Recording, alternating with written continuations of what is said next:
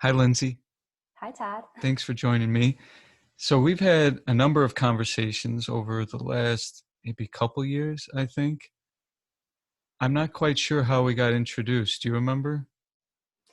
Yeah, so I met Tiffany Gomez at a That's networking right. event, and she says, "You should meet my husband. He does this really awesome podcast." And then in our conversation over the phone, just by me sharing about my business and my work, and he goes, "Oh, you should really connect with Todd Fink. He's all about mindfulness. You would love him." And so I reached out to you on Facebook, and rest is history. Yeah, that's right. And yeah, I love the Gomez's and Dr. G, Yeah. and I have collaborated a number of times, and so have you. I've been happy that you've been able to do his podcast as well.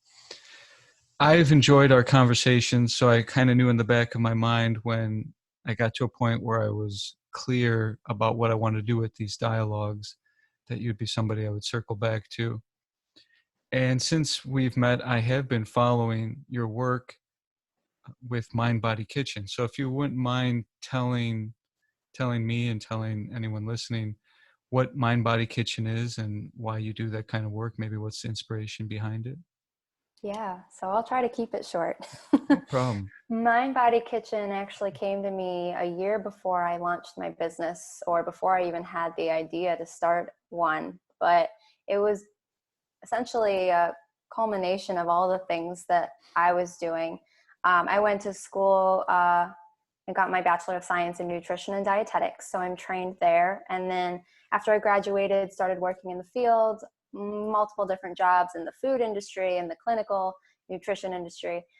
Um, and all the jobs and experiences I'd had, I was working in the city at a cooking school, and of course my knowledge with nutrition, and I was also practicing yoga at the time, so everything just was coming together and I wanted to bring it all together. So I'll never forget it. I was at a Panera Bread and I was about to go to work, and I was like, I just had this feeling, and I was like, I want to start something. And then the name MindBody Kitchen just came to me, and I didn't know what I wanted to do with it exactly or how it was going to all come about, but I had this really clear vision of bringing mind healing, body work, and what happens in the kitchen all together. And so it was a year later, I was getting ready to leave my job, and I knew I didn't want to work for anyone else. So I thought, why not? Perfect opportunity to start my own thing and go with my passion and just see if it works. So that was when I decided to become a coach and start my business. And with nutrition and helping people in that field, I always knew there was more to the story of health than just what a person eats. In my heart, I wanted to help people in a more meaningful and more fulfilling way. And I didn't quite have all the tools just yet, but it was there and it was clawing at me to like, get it out. Because in high school and college, I had battled my own struggles with food, in my relationship with it. I started watching my weight, counting my calories, restricting food. And I had no real reason to lose weight, honestly, but that's the culture we live in. And through all that, eventually I started binge eating, and that binge restrict cycle lasted a while. And eventually I overcame it, and just improved my relationship with food and my body over time. And that was really what was in my head, and how I wanted to help others get to that point, because the world of dieting is just crazy. But anyway, so Well, could I pause you there for a second? yeah. What are the cultural factors from your experience and from your study perhaps that influence people, probably more so women, I would imagine, Hmm. to develop that kind of, I guess, critical way with themselves, and that maybe unhealthy cycle with food and Hmm. self-image. What are some of those cultural influences that you see that are maybe things we have to figure out as a society? Yeah. Well, there's a lot for sure, and I think most of which we know, like media being one. I really believe media is kind of, where it all stems from, advertisements, that sort of thing. But we don't always acknowledge it, right? So it's everywhere. We're bombarded with it. And so my experience, I was a dancer and a hip hop dancer. So I know in the ballet world, it's much more like you have to look a certain way, weigh a certain amount. With hip hop, it's not so much, but just being on stage and being in front of people and being a woman. And when I was 16, I started experimenting with dating, and I have a really good relationship with my parents. So that never really came out. I don't think it was any of the messages I got from my family in terms of how I looked or anything. Cause like I said, my weight was pretty healthy. I had a pretty healthy weight, no reason to change, but maybe it was the perfectionism driven in me from a very young age, having been a dancer as being one factor, and just what I see out on the internet, comparing myself to other girls in my class and on my dance company. So it's never just one thing. I think it's the messages we get from the world and even from our friends and our family that are sort of subliminal messages. Maybe they don't mean what they say, but as a young woman, I interpret those things, and we interpret things to where we get to a point and think, and I don't think we consciously are aware of that connection of if I want to be successful, if I want to be the best on my dance company, I have to look a certain way or fit in a bubble, or, Yeah. a lot of it is subconscious. And I would imagine after this digital revolution, it's way more prevalent because you would have to pick up a magazine or see something on TV, or your classmates, let's say, in the past.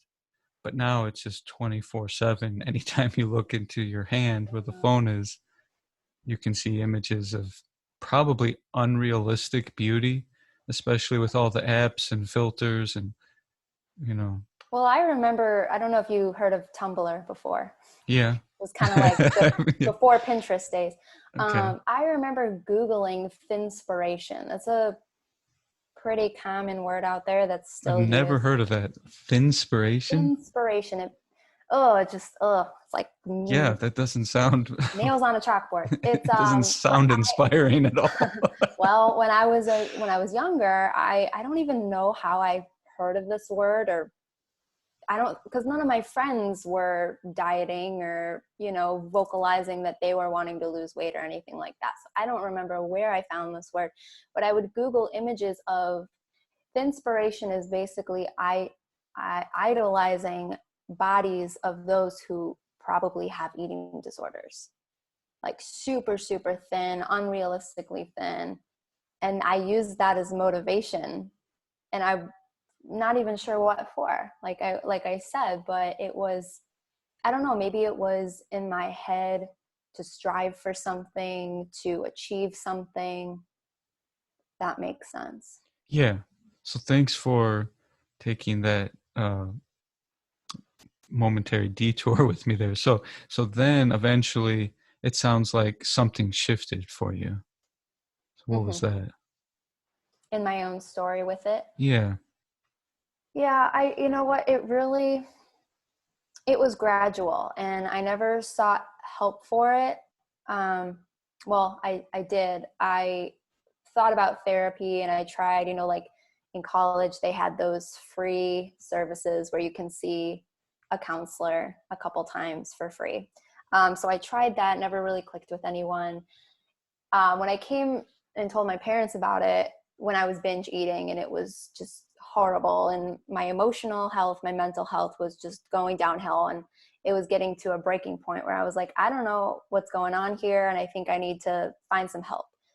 And back then, I don't think there were as many resources out there in terms of, we know bulimia and we know anorexia, but binge eating, I think at that time was sort of emerging as a clinical eating disorder. And I don't even love that term, but so therapy was really the only thing that I thought would be reasonable. And I tried it, was like, nah, not for me. So, but over time, I think, my junior year of college, I was in a long-term relationship and was just getting more involved in my major, with what I was studying. I had more of a direction, a purpose. I was getting close to graduating college and making more real friendships in college. So I really believe that deep down, what helped me overcome my challenge with eating was just having a purpose and feeling good about myself. And it doesn't mean you have to be in a relationship or you have to have someone who loves you in order for you to love yourself. Looking back, and now that I'm saying it out loud, like, it probably helped. But even after that relationship ended, my journey to loving myself just kept going up and up and up. Thanks for And sharing that. Yeah. yoga helped too. I didn't even touch on that. How did yoga help? So I started practicing yoga my senior year of college. One of my good friends taught at one of the gyms on near campus. And so, like I said, I was a dancer, hip hop dancer. It was very intense exercise and very, I mean, if you know dance, analytical, right? You're always judging your body and how it looks and how it compares to the rest of the team. So yoga, I only went because my friend was teaching. She was like, hey, you can come to my class for free. And I went. Completely changed my world. And it was challenging because it was the first time that I was really still. Like, for a while I didn't even consider it a workout because I wasn't, it wasn't cardio. I was like, what is this? But the hardest part was really being quiet with myself and quieting my mind. And I realized, oh wow, there's a lot of thoughts going on in there. But that's a whole other topic with anxiety and all that. But just yoga for me was such a practice of like learning to be with my body rather than trying to change it or manipulate it, and just move with my breath and not trying to control, which is the complete opposite of what I was doing with food. I was trying to control it, and yoga helped me sort of let go. That makes sense. And I appreciate that mindfulness is a core aspect of the work that you do, because I think it's essential to have a healthy relationship with our life and with our food, at least in my experience. I can remember in college suddenly being inspired to become a vegetarian. And so overnight, I cut out all kinds of stuff. I didn't know what I would choose to eat. All I knew is what I would be taking out. And so I was going to restaurants and getting burgers without the burger. It's just like 2 buns and lettuce and tomato. And I started getting kind of sick and I didn't have enough energy. I didn't feel good. And then I said, you know what? I can't just adopt a diet, a known diet. I have to start getting to know me. And I was doing yoga for the first time in my life then too. And I was starting to listen to my body more. And then gradually I read this book some years later that really changed a lot of things for me with respect to how I care for my body with food. I think it was called Healing with Whole Foods by, I want to say, Daniel Pritchard, but it's like a life's work in an almost encyclopedia of knowledge about food. There's probably lots of things that we know differently about now because it was some time ago that I read it, and science is always changing and evolving. But inside of this book, something that stood out to me that I think you would appreciate was a different food pyramid. And at the base of the food pyramid was awareness, not grains or anything else, but awareness. And then above that was activity, which I thought was interesting because it's like you can't really separate all that from what you put in, what you're using, how you're moving, and how you're paying attention and listening to your body can't be separate from just what you're putting into your body. And so over the next few years, my diet evolved, I would say refined, improved. There was no more cruelty in my changes in the way I took care of myself because I wasn't forcing anything to happen. I was listening and responding, and it was like a much more compassionate way to improve the way I was eating. So I appreciate that you have MindBody in the title of your business, because I think when you bring those two together, you have the compassion that's needed to Yeah. support this journey to self-love, like you're talking about. Hmm. And what you said is so key too. I mean, because there's a lot of information out there. My mentor, he jokes, he says, Mark David, he says, if you sit down at your computer and you Google nutrition, you'll be sitting at your computer for eternity. Right? Because there's so much information out there. Right. And that was part of, my journey into nutrition was just Googling and seeing, okay, what am I supposed to do here? And Mm-hmm. everything that I found was clearly not the right nutrition for me. I was cutting out fat, I was cutting out calories, I was cutting out like any bread, and it just didn't make sense for my body at the time, which is a huge part of what led to the binge eating later. But awareness is everything. It's like the foundation of what I teach my clients. And years later, after having discovered a better way of eating for me, just through trial and error and getting more in tune with my body's senses and what it needs, I learned in my coaching program at the Institute for the Psychology of Eating all these things about eating rhythm and macronutrients, and how no two people are the same. There's as many diets in the world, or there's as many right diets in the world as there are people in the world. And it's hard for people, I think, to hear that, like, that they have their own nutritional guide in their gut. Like, if they just listen to it, it would tell them. But we don't want to hear that, because it's easier for someone else to tell us what to do. And quick fix, just tell me what to eat and I'll eat it. But Yeah. that's probably not going to be the right way for you at that time. Yeah.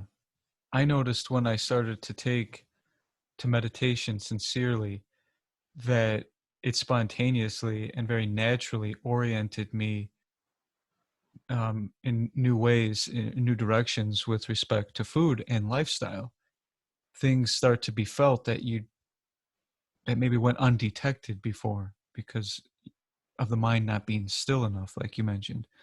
As we get better at stilling the mind, it's like certain things become obvious that were completely hidden to us before. That when we eat something 2 hours later, we feel terrible, but we never made that connection before because we're not paying attention, or we're always racing around. We're not still to be able to see the whole picture of health and well-being.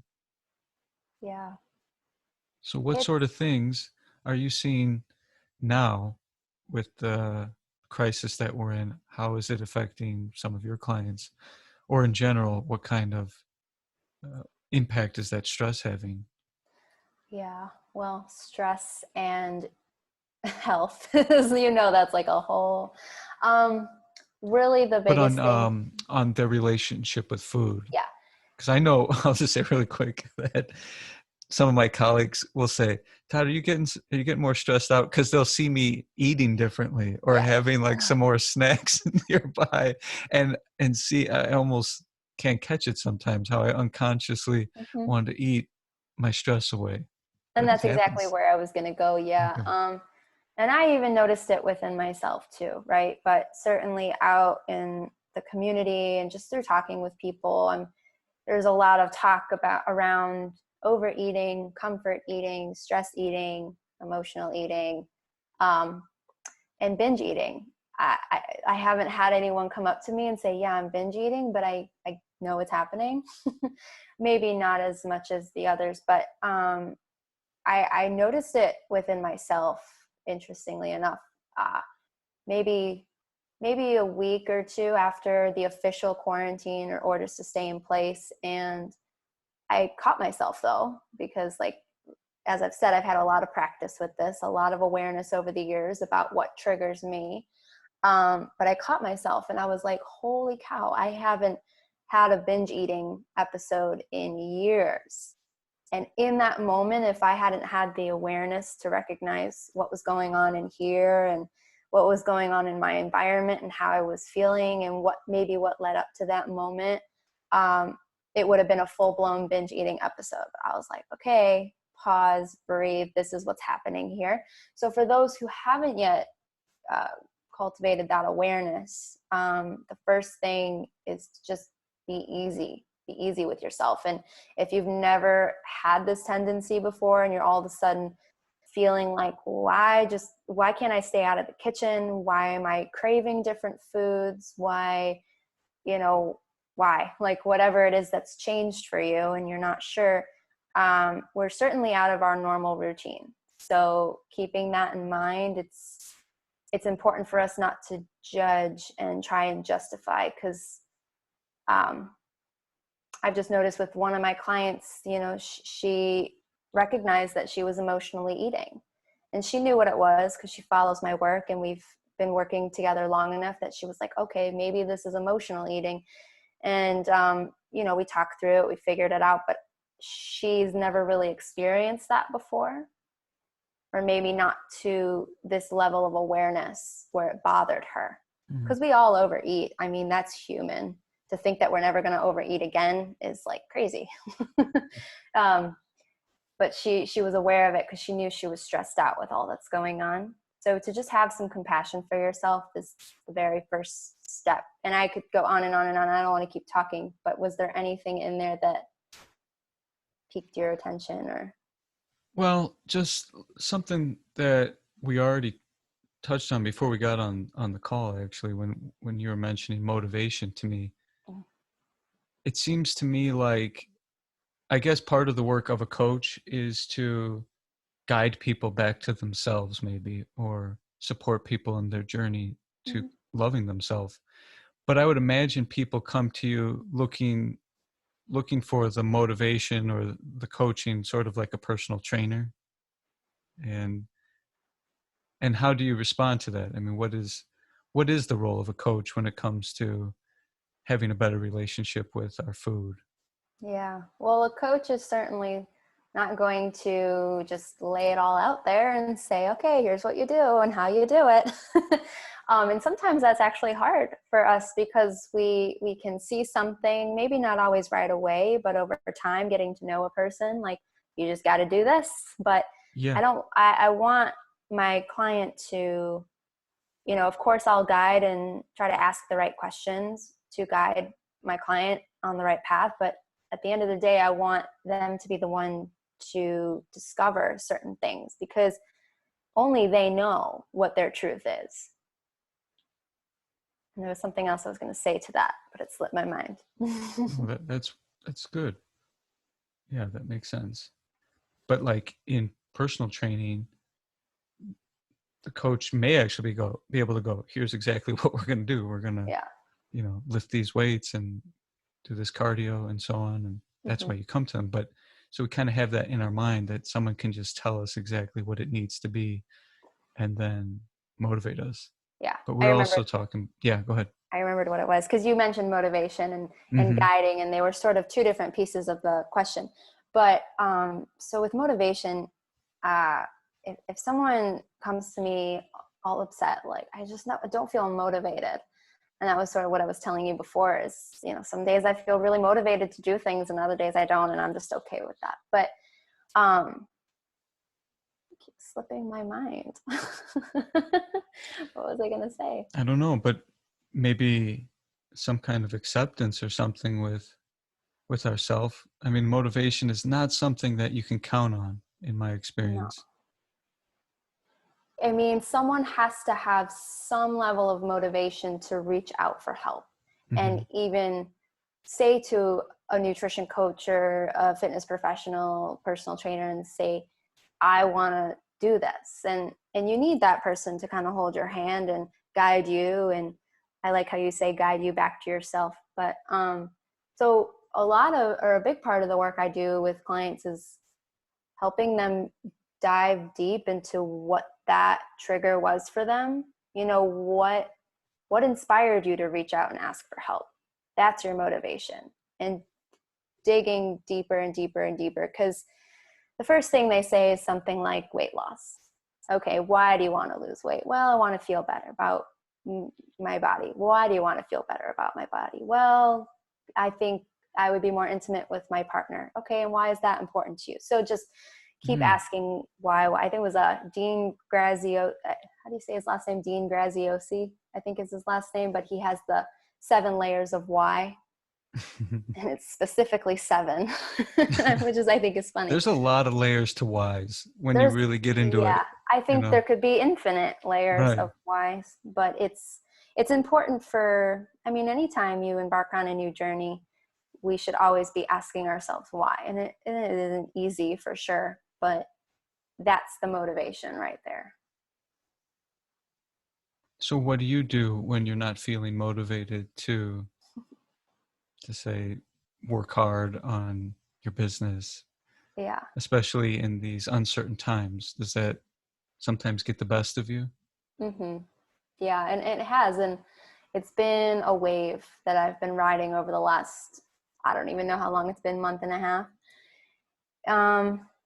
The days that I'm not feeling as motivated, I have been practicing, especially now, to just be okay with that and just be with myself and maybe try to acknowledge, okay, why am I not motivated? Am I tired? Do I need a nap? Do I need a snack? Like, what do I need to call a friend? Like, what would lift me up in this moment in a way that would serve me, right? Because, well, that could be a whole other topic, but just being careful with, what would make me feel good now, but knowing, like, is that thing going to serve you in the long term? So being with myself is one, accepting where I'm at. And if it drags on for too long, I mean, I'll become aware of it not feeling so good, because we all need days to rejuvenate and binge watch Netflix and have a spa day and rest and whatever. But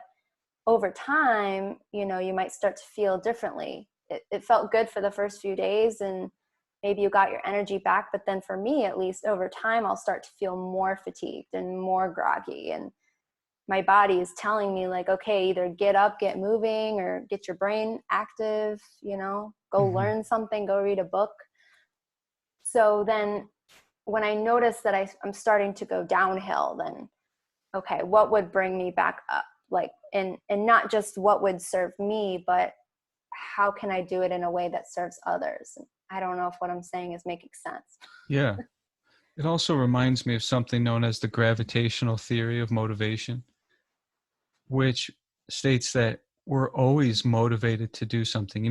When people aren't feeling the energy to do the thing they thought they were supposed to do today, I was planning to work really hard today, but now I don't have the energy to do it. So we might say I'm unmotivated, but actually, in this theory, we're motivated to do something else. And that may be healthy, it might not be healthy. But as people become aware of what it is they're actually motivated to do at all times, it might be that I'm motivated to rest. And I say that that's still a motivation in a sense, because you can only rest for so long before you become restless. Ah, Then you're motivated to do something else, to get up or be restless or something, or move around anxiously. So I think with mindfulness, like you're saying, we can start to learn what sort of things do capture our motivation. Maybe it's rest, maybe it's something like that we think of as unproductive. But then I think we can start to structure our life in such a way that we don't get sucked into the orbit of those other forces. So like long time ago, I got rid of the TV that I had probably like 15 years ago now. I would probably watch at least some TV every day, but the day after we donated the television, I never missed it. It was just that there it was. It's like Jupiter, and it would just kind of pull me in. And then when it wasn't there, I would get pulled towards other things. We actually put a vinyl record player in that room with the album collection. So I might still go in there and sit down and listen to music, but I didn't see that as wasting time, especially mm, as a musician. So I think awareness, like you're saying, is what really matters. yeah. I had an interesting thought there as you were Yeah. saying that, because when you mentioned the TV, I remember when I was in college, I didn't have a TV in my dorm room and it was great. I didn't need one. It wasn't until one of my friends was like, hey, do you want to watch Netflix? I'll give you my login. You can, it's like, oh man, that took me down a rabbit hole. But yeah, I never had my own Netflix account. I only borrowed other people's. Same And here. So yeah, and so now I live with my boyfriend, and I told you during this quarantine he's working from home every other day, which makes it really hard for me to keep a consistent routine. But there will be a majority of the day, some days, where he just turns on Netflix while he's working in the living room on his laptop, or working, and I get sucked into that a little bit because there's that energy of chill and hang out and watch TV when my mind, I already don't really want to do the things I have to do for my business. So it's an easy pull to be like, well, let's just put it off till tomorrow. And that connection made me think of people. Let's say you do want to lose weight, and right now you're finding it especially challenging that your spouse is home, and maybe you have kids at home, and everybody's home eating what they eat, and maybe that's a trigger for some people that it's harder for them to stick to what they want to be doing or should be doing when partners in the kitchen eating ice cream. Well, let me just go join them. So I think it's especially challenging now that people are torn between what I need to be doing and what I find myself doing. And just getting caught up in that. Maybe there's judgment there too. Yeah. But sometimes when you got to eat with a group of people every meal, you sometimes go with like the lowest common denominator of health, because like somebody always wants something that you're probably like, no, I probably shouldn't have any more sweets or shouldn't have any more ice cream. But if you're in a big enough group, somebody's always wanting something that doesn't quite fit in with your best plan, let's say. So that's probably really hard at this time, Lindsey, for Really people hard. to come up with their meal plans when Yeah. they're doing it with like the whole family for every single meal now. Yeah, it's hard. It's hard for us too. I hope my boyfriend can't hear me talking about him. He's not lactose intolerant, but he thinks he will be eventually. And he sometimes gets congestion and sinuses, and maybe I'm not being the best influence by saying, hey, you want to just have a frozen pizza tonight, or can we go get some ice cream? So I'm not really helping the situation either. So I think the communication at this time could How can be. partners communicate better in situations like that? How how Yeah. can they be how can they be aware and support the other, Mm-hmm. without feeling like it becomes some kind of divide between them, especially if partners just kind of have different diets. I mean, like you said, if we're having our best relationship to food, it's going to be totally unique to us, right? Totally. So yeah, how do you have those kind of conversations? Yeah, I think it's important to take some time to really reflect. And this doesn't happen overnight, but for the purposes of where we're at in the world, just at least giving yourself a day or a week to just get in tune with your body and what it needs, and trying to discern the difference between what I think I'm supposed to be doing and what would actually be useful for me, for what's for now, right? Because I know what might happen is, someone, let's say they want to lose weight and they're already beating themselves up about what's going on in the house, and it's triggering for them. And so that could easily turn into a conversation of blame. And, you're not helping me stick with my eating plan. And I'm trying really hard, and whatever the conversation is. But if we can get really quiet with ourselves and listen in on what is really going on, if we can come from a place of, this is what I need and this is what would really help me, or maybe they don't even really know what would help the situation, but just expressing what that need is rather than blame. And then, hopefully that can open up some dialogue between two people or whoever's in the household to say like, hey, I understand this is what you need. Let's figure out how we can help each other and support each other. Because while one person is trying not to eat the popcorn every night while they watch a movie, the other one, maybe they need that fun in their day, or, so Mm-hmm. everybody has different needs. So respecting that too, that, what one person needs to be healthy may not be what your spouse needs or what your kids need. So trying to not to deflect the situation and keep it within what you need and what your intentions are, and then just coming together to say, okay, and how can we support each other in that? Very nice. Thank you for sharing that. So you had mentioned to me before that you have a course now too. Mm-hmm. Can you tell me a little bit about what the new Yeah. course is?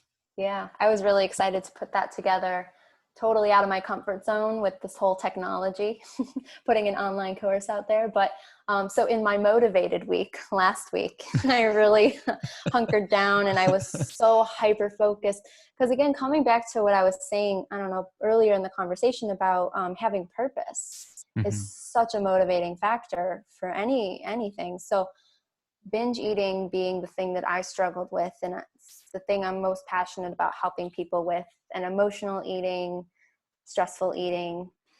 I was hearing what people were struggling with, and I knew if I was almost really struggling with it, I know other people are too. So I had this thought of putting it out there and wasn't really sure how. So, being that where we're at, we can't get together. So I thought, the least I could do is put it online and offer it to people. And I put it out in this way because I know sometimes with emotional eating and binge eating, it's not something you want to necessarily come out and be vocal about. And maybe not everybody is ready to ask for help, to say, hey, I'm struggling, but at least they can do this more quietly and, download the course. No one needs to know that they're working on it.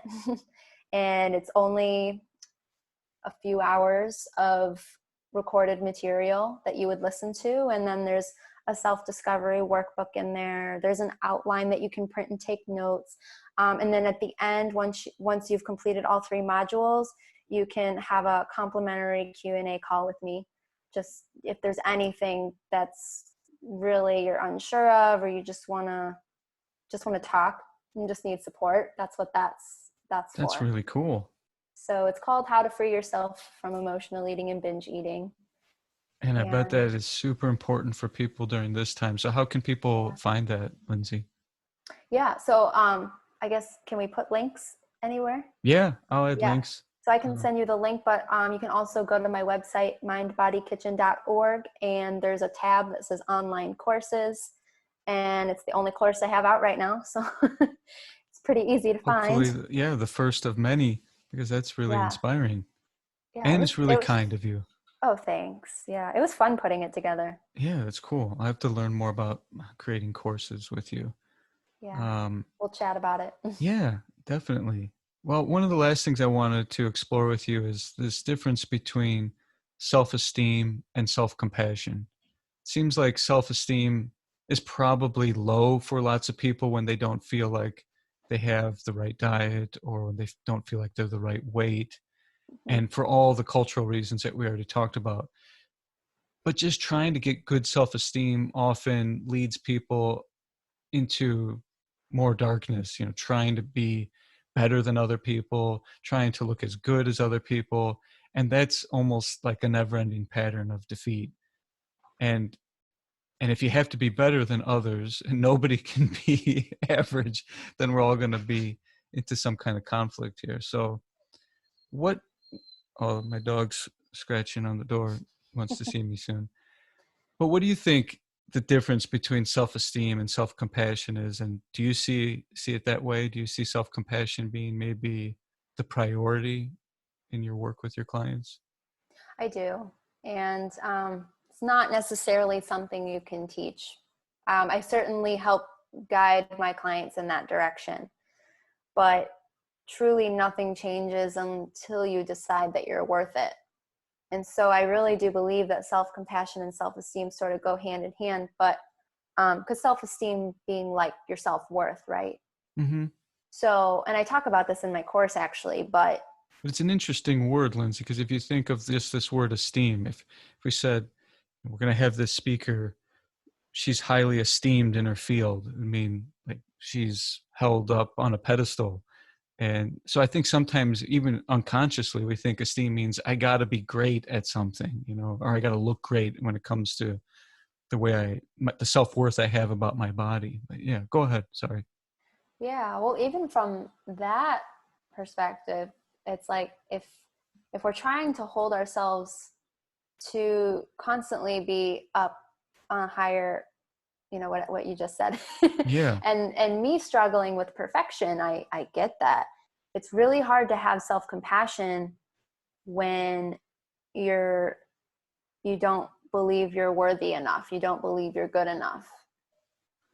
But the interesting thing about that, Lindsey, is even if you don't think you're good enough, even if you don't like yourself, it's probably still possible to do something kind. Totally. And so that can be an interesting entry point for some people, because it's like if I have to wait till I have some good feeling about myself, I might wait a long time, right? But like I could take care of the neighbor's pet that annoys me, let's say, and by taking good care of that pet, I might find that there's many reasons to actually fall in love with the animal.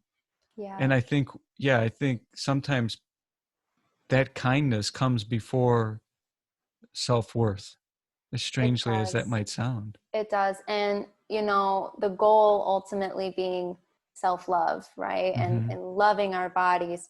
Um, it's some people might hear that and be like, how could I ever love this body? Right. Um, Again, nothing happens overnight, but just having that self-compassion, or at least being kind to it, accepting it for what it is right now. And Yeah. if you can find one thing every day that you can do that's kind for yourself, it could be one simple thing. Over time, that becomes easier and easier, and you'll slowly start to notice the effects of it. Like, oh, when I do that thing, I feel really good. I feel really happy. And it's like you want to keep doing more and more nice things for yourself. And that's the journey of self-love. And I don't think it ever ends. Mm-hmm. But it starts with self-compassion. I think you're right in saying that. That's cool. Also, when you think about, I think the hard thing with that is when we're so identified with our body. Mm-hmm. It's like, I don't like my body because it's me. If it's someone else's body, like you think of anybody we love, family, partners, pets, that love is rarely, probably never tied into their weight, you know, Yeah. like Yeah. the It's people like we truly love, we it's not don't, like if my dog gains a little weight, then, oh, I don't, right. I don't think I can Right. love you anymore. Because that's conditional love. Right. Exactly. So on this road to self-love, right, you do get in that space, and something shifts, I think, towards stewardship. Like we can love all these other people and things we're responsible for because we know they're not us. People can take better care of their car than their own bodies sometimes, because like I know I'm not the car, and I want to take good care of it. And Yeah. even if it's an old car, but when it comes to our bodies, I think, if I'm hearing you correctly, starting with the self-compassion, it can lead people probably to have this relationship of stewardship. Like we want to take care of the earth. We want to take care of our space. This is our space. Yeah. Maybe tall space or shorter space or whatever, right?